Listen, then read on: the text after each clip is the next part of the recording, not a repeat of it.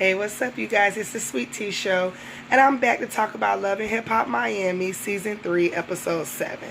So let's go ahead and get started. But wait, first, before we get started, sorry, I had to close the door.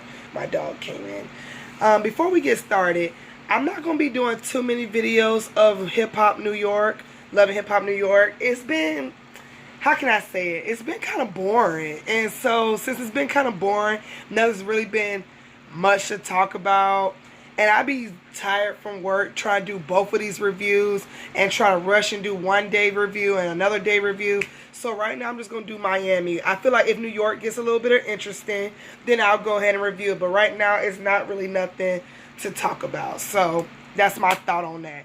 Anyway, let's go ahead and start the review off. So this episode starts off with Joy and Trina. They meet up and they're still mind blown about Trick Daddy incident. Trick Daddy got arrested. We all know about it. It was like last month news. He got arrested, and he got arrested for drunk driving or under the influence of drugs. He hit something, but he claims he fell asleep a bit again. He fell asleep in the car driving. That's what he claims. And all he remembers is somebody knocking on his window being tapped and he being arrested. We all seen that hideous mugshot, which is not funny. I guess his hair fell out like that because of the lupus or whatever. I know when I saw the mugshot, I didn't think it was funny. I was just like, damn, Trick Daddy, they had to get you like that. Damn, they don't be caring how these people be looking on their mugshots. I also want to say I apologize for my review last week.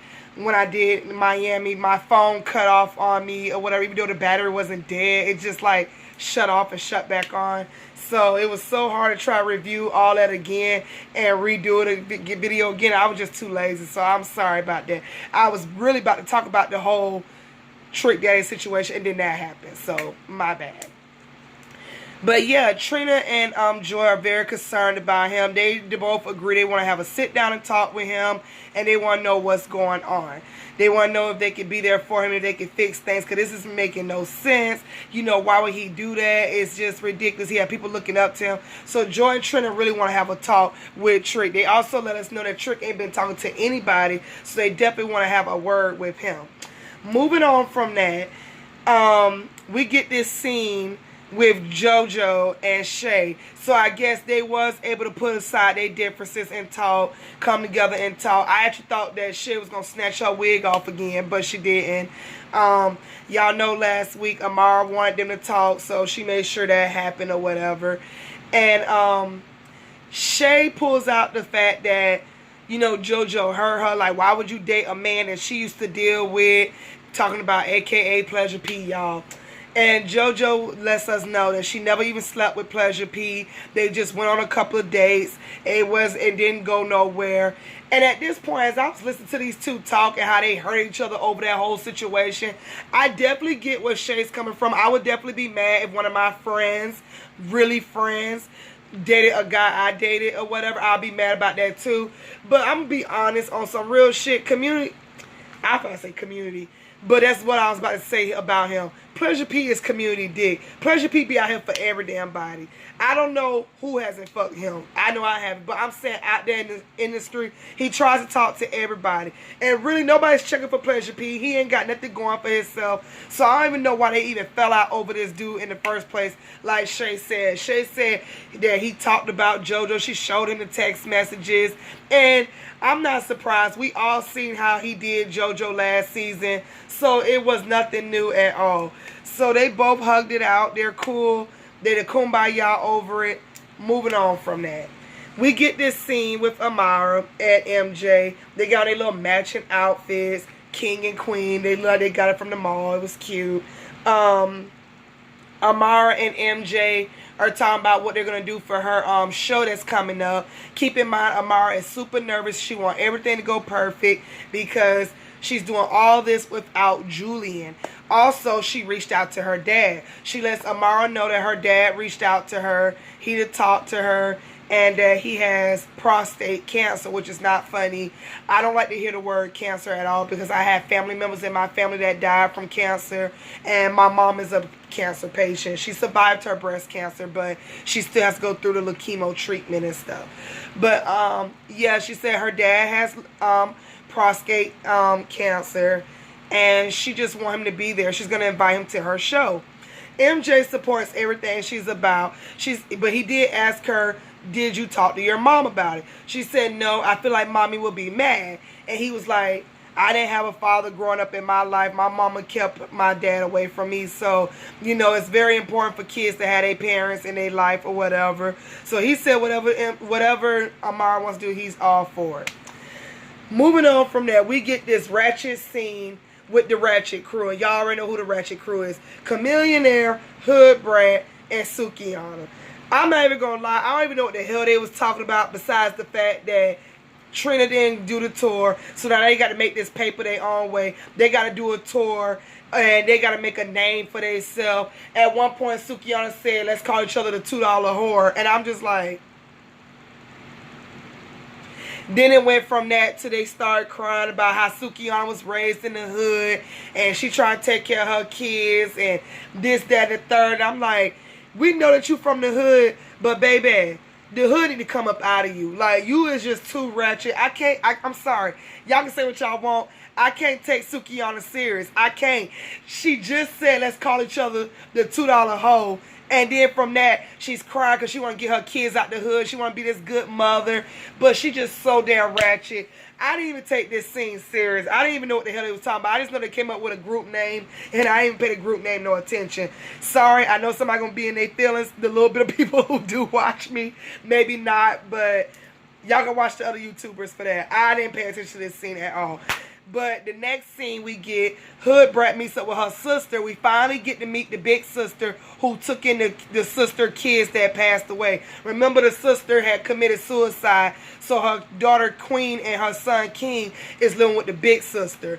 And we finally get to meet her. We know she's living in a big house. Keep in mind, she has 2 kids of her own, plus the sister kids, which is her niece and nephew, that she's trying to raise. And she basically just tell Hood Brat, like, hey, I need help. I don't need you financially help, but I need you, like, physically, mentally, like you care type of help. And Hood Brat tells myself, just be patient. She trying to kick this music off. She wants to help her sister. She wants to be there for her niece and nephew. Then they both start crying, and I want to like Hood Brat, but I just feel like when she's around Sukihana, she just too much for TV, and I just can't deal. Like, you sit up here and say, you want to help your sister, you want to be there for the kids, but that shit you pulled at Trina's boot camp shows otherwise. Call it what y'all want, but that's how I see it. Moving on from that, we get this scene with Amara talking to her mother. It's a bunch of Spanish and English talking, so I'm just going to sum it up real quick. Sorry if I'm rushing through this video. I'm a little tired. Today was my off day, and I just got done watching the episode, so I'm trying to just go ahead and remember what I saw and talk about it, because y'all know I ain't got my damn notes. So anyway, she's talking to her mother about how she's worried about this show. She's putting everything together. She wants everything to be perfect. And then she lets her mom know how she talked to her dad. Well, mommy feels some type of way. Mommy's saying, like, look, he wasn't there for you. I raised you by myself. He didn't even try to help. So why is he trying to reach out to you now? So Amara lets her know, Mommy, he has cancer. He has prostate cancer. I don't want to have regrets. I don't want to have a grudge in my heart. I don't want to feel like a man is never going to be there for me. If I was to have kids, I want my kids to have both of their parents. I don't want to raise my kids like how you raised me. I don't think I'm strong enough for that. I want to give him a chance. I don't want to live on this earth with regrets. Mommy's hearing it, but mommy ain't hearing it. Mommy just like, it's a mistake, but I don't want you to give your hopes up. So mommy was okay at first. But then when Amara tells her, I invited him to my show, oh no, mommy is not having it. Mommy is all like, no, I don't think he should go to your show. It's too soon. Here's an opportunity. No, he doesn't deserve a daughter like you. Don't say I didn't warn you. And mommy was done. She walked off, leaving Amara at the table crying. And I'm just like, well, you know what, mommy? At the end of the day, she deserves to have a relationship with her dad. So she should be able to invite her dad without you being in your feelings. But that's a tough situation, because I don't like my kid's father either. I'm gonna be honest. He wasn't there for my kids like he's supposed to. He just came in the picture like 2 months ago, and the guy I was married to is the only father my kids know. So I could definitely understand where Amara mommy is coming from. At least my kids are still 10 years old, but I feel like their real father missed like 10 years of their life, and you just now come in the picture. And I understand exactly where Amara's mom is coming from. He makes me sick. He makes my skin boil. It's just a lot. But I try to put all that aside so my kids can know they father. Because at the end of the day, he's their father. He ain't my father. And I would never want my kids to feel like they didn't know who their real dad was. You know, so that's one thing I do agree with MJ. Every kid deserves to know who their real parents are. And, you know, it's up to them to get to know them if they want to. They don't. So, like I said, he's their dad. He ain't my dad. I kind of feel sorry for my kids because their dad's kind of...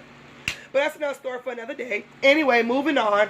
Hopefully, Amara, you know, hopefully her and her dad have a great relationship. You know, maybe they can work on what they didn't have when she was a kid. Moving on from that, we get this scene with Trina and Joy going to Trick Daddy restaurant. They figure that's the only place he gonna be at because he's not answering nobody's call. We also see that Trick told the confessional he ain't got no talking. He ain't saying nothing about anything, about something, about nothing, about that whole situation, him getting arrested, okay? So they walk in, they see Alvin, who used to work for Trina. They ask Alvin, is Trick there? He said, yeah, but he don't want to see nobody. They both push him aside. Trick is yelling, what are y'all two doing? I ain't trying to talk to nobody. What y'all got going on? Y'all not employees. And they both asking him, what's going on with you? You not answering nobody's phone. You not answering nobody's messages. This is the only way we can get through to you. So Trick is not taking nothing they say serious. He's sticking to the same story that he fell asleep behind the wheel of the car. He woke up, they tapped his window, he was arrested. That's all he remembered. That's all he recalled. He claimed he wasn't under no influence. He wasn't under no type of drugs. Joy had to dig in his ass and tell him, like, look, you know, hey, baby. It's my baby, y'all. My doggy. This is Lane. Hey, say hey. Anyway, she's such a brat. She has to be in the video every time. She's always in the room when I'm recording. I don't know why. But anyway, Joy says, look, you need to get yourself together. You're not taking us serious. You have so many people that care about you. You can't be doing stuff like this. You need to be trying to get yourself together. You have lupus. Why haven't you tried to make doctor's appointments and get that treated? He's sitting up here telling my son, because doctors can't treat nobody. They just tell you the symptoms, and it's going to cause diarrhea and pregnancy. And Joy just had to get in his ass. Joy's like, look, you taking this shit as a joke. You have real people that care about you, and you doing all this unnecessary mess. I don't ever want to have another phone call where you got arrested or got hurt in some type of way. So Trick used this opportunity to sit up here and say, oh, so you care. Oh, so you care. And Joy let him know, if that's what I got to say for you to know, for you to get your shit together, yes, I care. I don't want nothing bad to happen to you. You should already know that. Clearly, clearly she cares. Joy cares about Trick. And you can always care about somebody you've been with. That doesn't mean that you want to be with them. She just don't want nothing bad to happen to him. And I definitely understand. So moving on from that scene, we get this scene. It's time for Amara's performance. And everybody's excited. Everybody's ready. And she's just nervous that it's raining outside. She wants the performance to go great. She's talking to her makeup stylist and MJ. They're trying to calm her down. She asked MJ, is her father out there? He said he doesn't know. He hasn't seen him, but her mama is out there. We also see that Bobby shows up. JoJo shows up and Shay shows up. Them two are like besties that never fell apart. They claim they miss each other and everything. So I guess, girl, I'm like, it took that one conversation for that.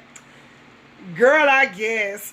So anyway, and I forgot to mention Shay did apologize to JoJo for snatching her wig off last season. So that's good. That's good. But Amara gets out there. She kills the performance. I don't know what she was saying, but it was something I can bop to when I go to my Spanish best friend's house. So it was very good to hear her perform. She did a very good job. It was sponsored through Boost Mobile. Her mommy was out there. Everybody was just having a good time. Her dad did show up, of course. And the last scene of them together actually made me cry. After the performance, she thanks everybody for being there. There's nobody out there but just her and her dad. They talk. He explains why he wasn't there. He claimed he didn't really have papers, you know, but he always loved her. He said that she moved around a lot. So I just feel like when you're a parent, no matter what, you should be in your child's life. I don't care what the excuse is. You know, you should just be in your child's life. You know, I understand some people are not able, but you know, when you really say you love your child, you'll find a way to be in your child's life. That's just how I look at it. Sorry, that's just how I look at it. But Dad does seem like he loves her. Hopefully he doesn't disappoint her. She lets him know that she had a conversation with her mother, and her mother thinks that she's going to make a big mistake or whatever. Keep in mind when Amara was on her stage and she announced her dad was there, mommy face was like, he tells Amara he loves her. They walk off together with the umbrella.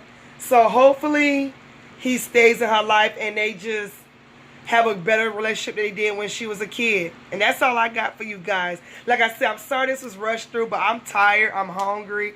I still got to eat dinner before I get ready to go to bed. I have to go to work. Like I said, I won't be doing New York until it gets more interesting. I haven't even watched New York today. I just finished watching Miami. So I hope this was a little good for you guys. I hope I covered the basics for you guys or whatever. Once again, like I keep saying, I'll keep saying it. Thank you to those who watch my YouTube channel, my videos. I definitely appreciate you guys. Leave a comment, like, share. I definitely appreciate those who do watch it. I definitely appreciate those who talk about it. I definitely appreciate those who laugh and think I'm funny. I try to be funny. Some days I be up for it, and some days I'm like, blah. But thank you again. So y'all already know what to do. Like, comment, and subscribe, and share. And I will catch you guys next week. Bye.